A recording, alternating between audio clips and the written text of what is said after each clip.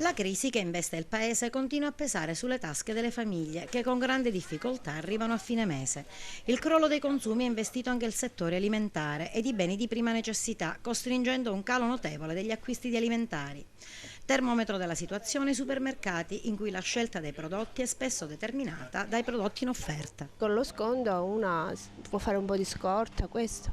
Prendiamo il volantino e vediamo quelli che sono in offerta e compriamo solo quelli che sono in offerta.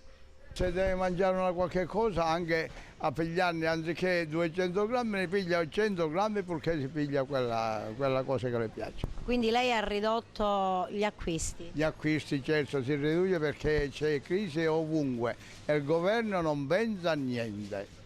C'è un sacco di giovani, le fabbriche che chiudono, quelle che chiudono, però nessuno si risolve questi problemi. Voi avete registrato dei cali tra gli utenti che vengono a fare la spesa? Sicuramente sì, c'è una, diciamo, il cliente un po' seleziona il prodotto secondo le esigenze, ma cerca di spendere il meno possibile per diciamo, raccogliere un po' le esigenze familiari, però in ogni caso cerca di risparmiare un po' meno in base alla liquidità che hanno, ma no, il discorso è che purtroppo liquidità ce n'è poca e quindi si cerca un po' di limitare le spese quelle che siano. Che tipo di generi alimentari preferiscono o quali evitano?